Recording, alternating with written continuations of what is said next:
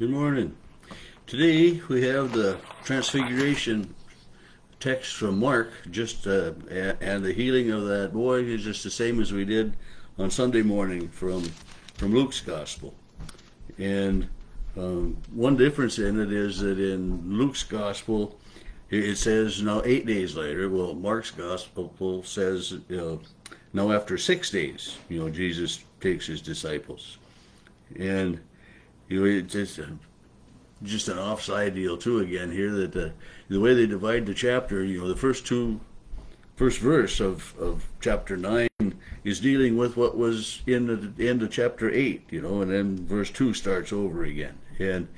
But it's the way it is. So, but Jesus takes his disciples, Peter, James, and John, and it says his clothes become shining, exceedingly white. That's what this translation said. The translation I read last night said extremely bright, and there's a difference, I think, between extremely bright and extremely white, although a lot of times, when we think of bright, we picture white as well, but, it was, no one on earth could make Jesus look the way he did, his clothing and his appearance. And again, Moses and Elijah are with him, and in Luke's gospel, it said they were talking about his departure. Luke was very specific. Well, here it's just they were talking, and again, it doesn't matter. I mean, when you know the text and there's it's here in Mark and it's in Matthew, we read it in Matthew already this year, and it's just seems to me that Jesus and Elijah and Moses, as they're talking, these two heroes of the faith are encouraging Jesus, reminding Jesus he's done so much, and he's doing just exactly what God had intended for him to do, and he's on the right track. And then of course Peter, it's good for us to be here, which it was very good for them to be there, to see Jesus in all of his heavenly glory, so that they could share later on that we saw Jesus this way, and it's just one more of those. This is the Son of God. This is the Messiah, and so they were there, and then this voice that comes, this is my beloved Son. Listen to him, and again, just like I mentioned on Sunday, this is the same voice and the same. Kind of the same words as at his baptism. This is my son. Those words are the same, and it's that listen to him from God to say to the disciples and to each and every one of us. Listen to Jesus and mold our lives over what Jesus teaches and how Jesus teaches, and then one difference here in Mark's gospel than in Luke's gospel. Luke just said the disciples, were kind of afraid and didn't say anything. Well, here, verse 9 of Mark 9, they came down from the mountain. Jesus commanded them that they should tell no one until the Son of Man had risen from the dead. And of course, then they're trying to figure out, well, what does this mean? That the Son of Man, they know that's Jesus, has risen from the dead. Although, he had just told them, that was kind of the chapter 8 there, that, that he was, all of this was going to happen. But it still, just doesn't make sense. That, they hadn't seen people rise from the dead before. That just didn't happen. And, Jesus was the one that had the power, but, how could it happen if Jesus himself died? Just a strange deal that way. But again, it was just like when Jesus would cast out a demon or he would heal someone. It was always, don't tell. Just go and don't say anything. And it's a messianic secret is what it's. It's just you're the Messiah, but don't tell. It's just like after Peter confessed, you are the Christ. Jesus warned them that they should tell no one about him. That's what the verse 30 of chapter 8 says, right after Peter confesses Jesus as the Christ, don't tell anybody yet.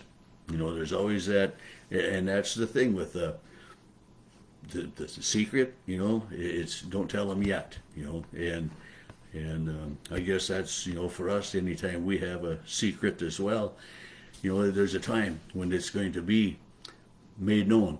And so but don't say anything yet. And a lot of those things that way. And then, the disciples ask him in verse 11, why do scribes say that Elijah must come first, before the Messiah? Jesus has talked about the Messiah and that, and why do the scribes say, and and Jesus answers, indeed, Elijah is coming first and restores all things. And this is how it's written concerning the Son of Man. And then he says, Elijah has also come, and they did to him whatever they wished, as it is written.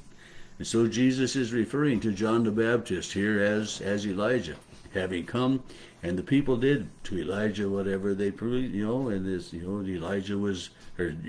John was mistreated and arrested for being a truth teller. We just read that story not so long ago too, and so the messenger, and that's what the Gospel of Mark kind of begins that with those words, in the beginning of the Gospel of Jesus Christ, the Son of God, as it is written in the prophets, behold, I send my messenger before you. I mean, Mark quotes that text from Isaiah, that's, the messenger will come first, and that was indeed John the Baptist in all of that. And so the scriptures, the Old Testament prophecies are fulfilled in John the Baptist and in Jesus Christ that way. And then, the same as on Sunday, we have a boy healed. And it's, I said on Sunday too, it's a reminder that, we don't live on the mountaintop. We come back down into the realities. We have those highs in our lives, and everything, but, we can't live in that moment, but the reality is that, that the world is around us and that we are in the world. And so for Jesus, it comes back down, and and it says immediately when they saw him, they were greatly amazed, and they ran to him and they greeted him, and and Jesus asks them, well, what were you discussing? Well, and then this man says, I brought my son who has a mute spirit. He talks about it, and Jesus, I'm not sure how to interpret the tone of Jesus' voice when he says, "O faithless generation, how long will I be with you? How long will I bear with you?" I mean, is Jesus angry with them that they couldn't cast this demon out, or is it exasperation? I mean, we understand how you could have different emotions about it, and I mean, he had given his disciples, authority over the demons, and they had gone out and they had healed, and they'd come back, with all of the wonderful things that had happened, and yet they couldn't cast this demon out of this boy. And for Mark's gospel, which is kind of concise, there's quite a few verses, for 15 verses about this encounter between Jesus and this man who is the father of this boy that has been affected that way since birth. And how old this boy is, I don't know that it really tells us that,